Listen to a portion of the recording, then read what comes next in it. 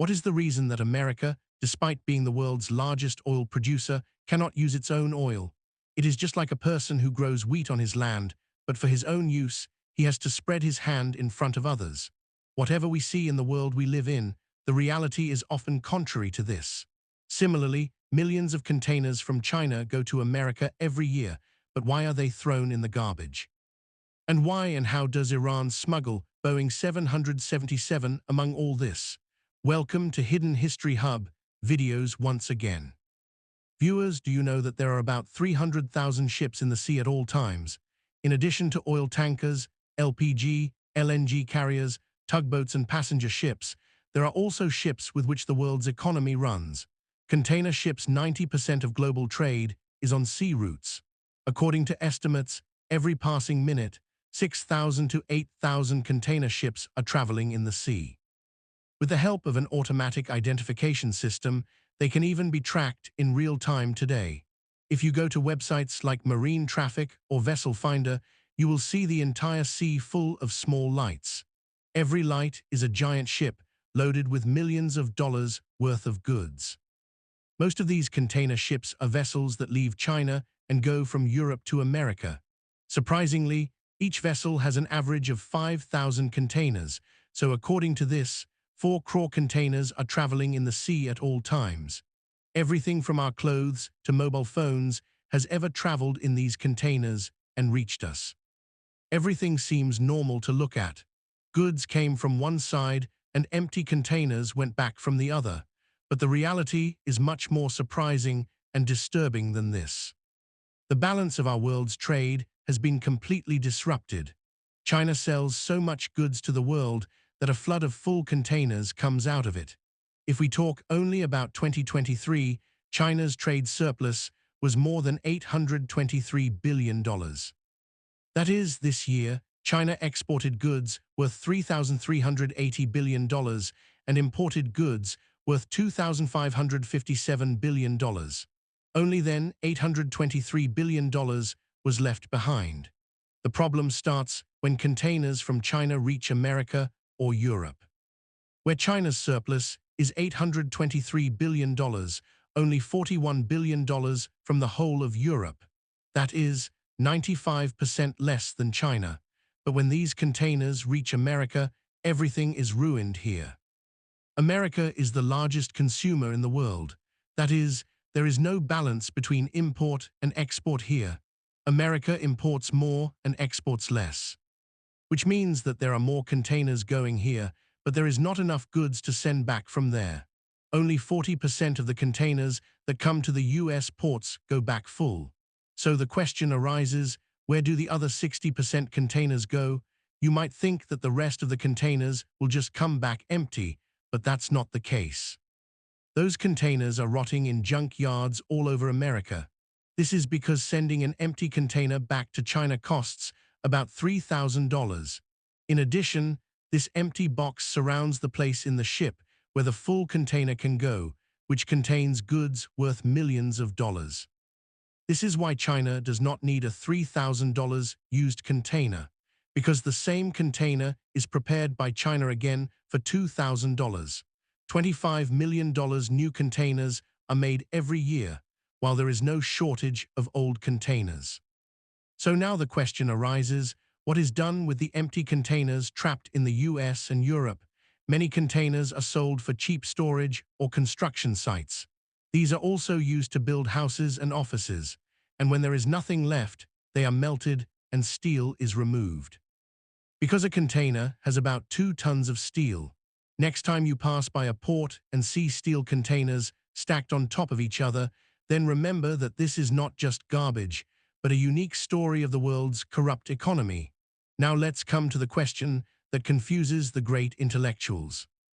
That America is the world's largest oil producer, but still why can't it use its oil? Looking at the world map, America is number 1 in oil production at the moment. Saudi Arabia and Russia are also behind it. But the surprising thing is that despite producing so much oil, America is also the second largest oil importer in the world. That is, it sells its oil and buys it from others for its use. There are 3 big secrets behind this. The first reason is the difference in oil chemistry. Not all oils are the same. The oil that comes out of America's soil is called light crude oil.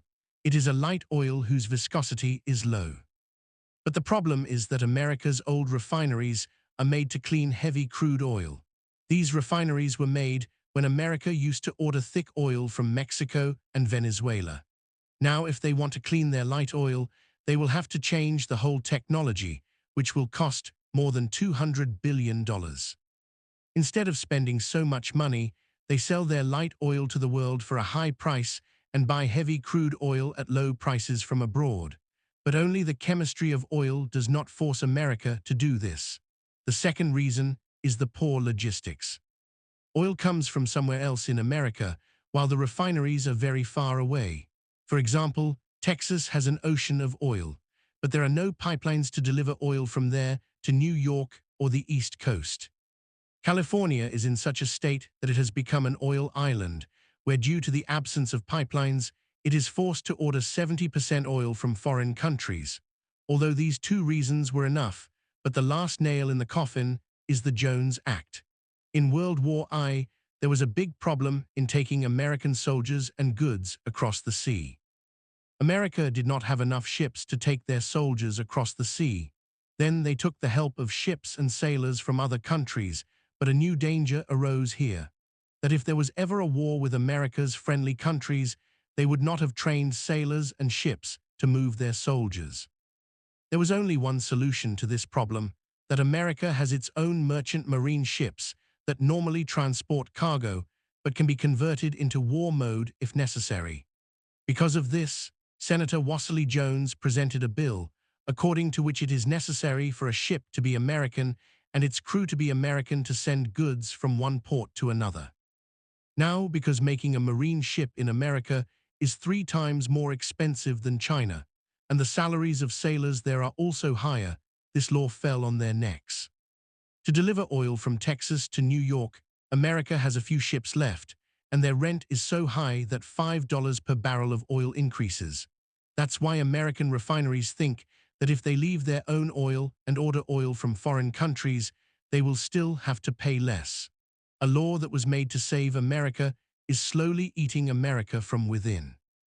These are the strange reasons why America is in need of others despite being the world's largest oil producer. Apart from this need for America, if we talk about the need for Iran. America has imposed sanctions on Iran for years.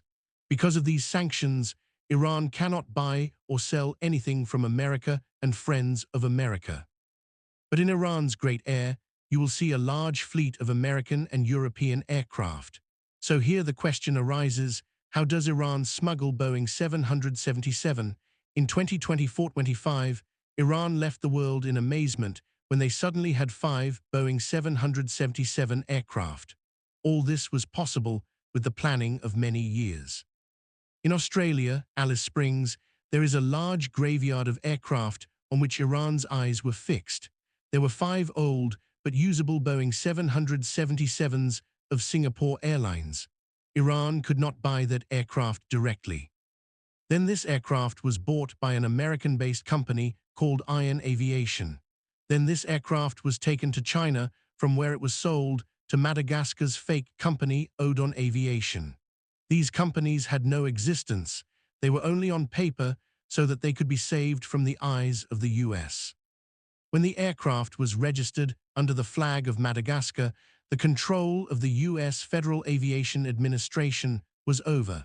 Then these aircraft were brought to Cambodia. Cambodia is a country where the rules of aviation are not so strict.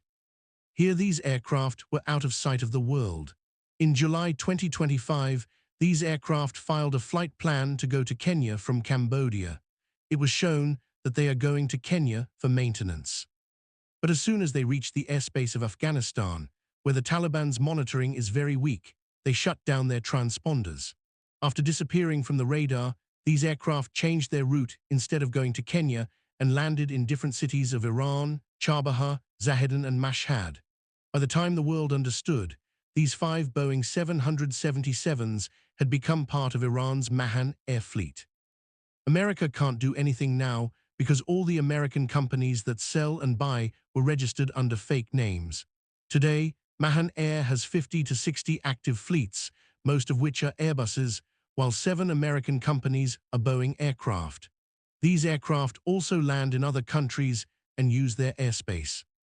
But America can't do anything because, according to the Chicago Convention law, as long as a country is not at war with another country, it cannot stop civilian aircraft from using its airspace, nor can it stop them from landing. But because of sanctions, many countries do not allow refueling to Mahan Air's flights. If Europe or friends of America stop the Iranian airline from using airspace, then Iran can also close its airspace for its aircraft. And if this happens, then the flights from the Middle East to Europe will have to suffer. I hope you will like and share this video. Thank you very much for your loving comments. And subscribe my channel.